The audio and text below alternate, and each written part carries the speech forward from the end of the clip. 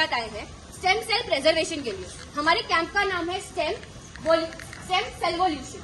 तो हम आपके सामने एक नाटक करेंगे। अगर आपको कुछ ना समझे तो आप हमारे वॉलंटियर से पूछ सकते हैं, वो आपको मदद करेंगे। Thank you so much.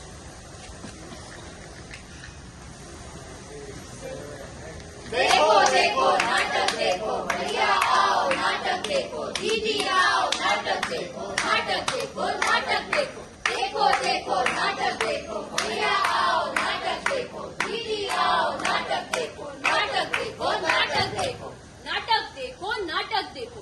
दूर किसी नगर में एक गांव था बसा, आपके हमारे जैसा। उस गांव के मुखिया थे बड़े सयाने और होशियार, गांव के हित में सदा ही करते थे विचार।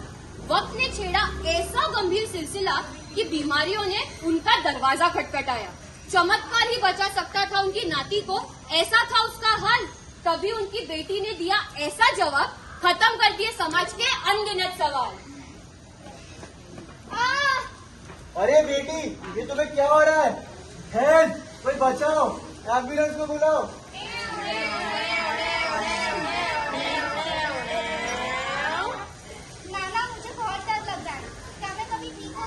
बेटा तुम बिल्कुल चिंता मत करना, हमसे जो हो पाएगा हम करेंगे, हम तुम्हें जरूर बचाएंगे। तुम चिंता मत करो बेटा, अभी भी एक रास्ता बचा है। कौन सा है उसका मम्मी? आओ हम देखते हैं।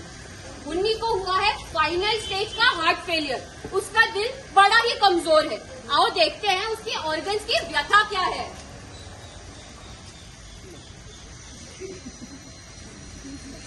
मेरी लाइफ इतनी खराब हो गई है, इतनी खराब हो गई, इतनी खराब हो गई है। अरे तुझे ये क्या हो गया है? तू शरीर से खून क्यों नहीं पहुंचा पा रहा है? इसे फाइनल स्टेज हार्ट फेलियर हुआ है। तो इसका ऑपरेशन करवाओ ना। वही तो दुविधा है ना, इसका ऑपरेशन नहीं हो सकता। इसका ऑपरेशन किया तो मुन्नी नहीं बच पाएगी। तो दूसरा क्या ही रास्ता है?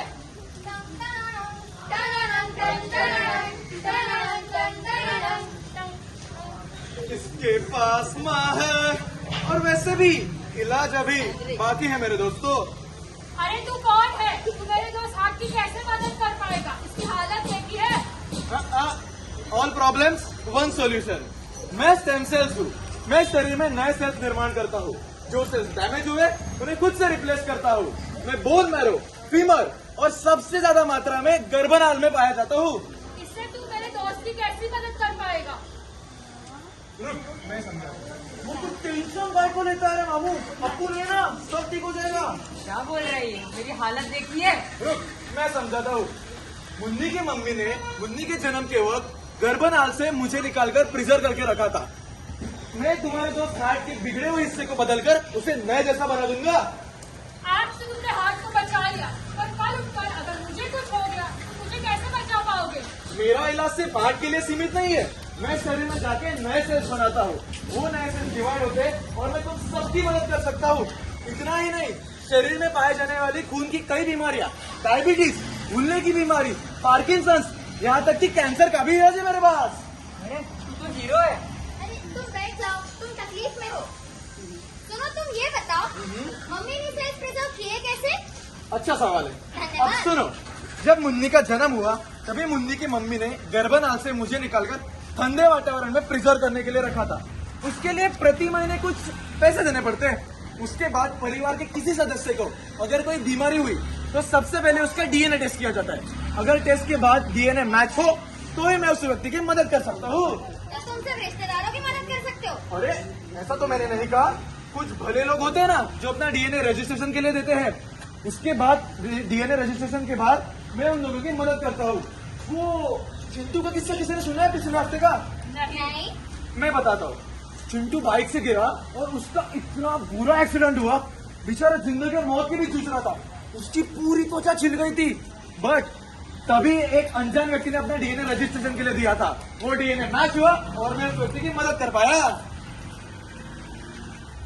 तो आओ देखते हैं मुन्नी की मम्मी और नाना ने क्या सोचा।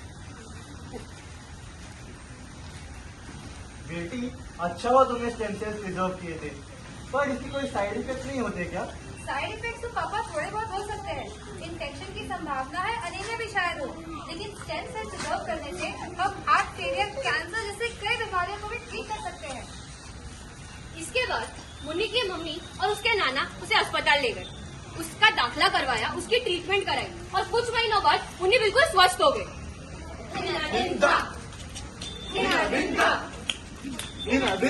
हमारी गवर्नमेंट स्टेम सेल रिसर्च में हमारी मदद करती है। डीएनए सैंपल देना और स्टेम सेल्स को डोनेट करना बिल्कुल मुफ्त प्रक्रिया है।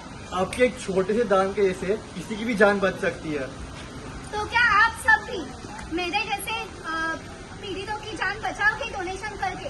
क्योंकि मेरे मम्मी और नाना कहते हैं कि दान वही सबसे बड़ा होता है जो फल की अपेक्षा ना करे। तो सुना आप सबने, दान वही सबसे बड़ा होता है जो फल की अपेक्षा ना करे। तो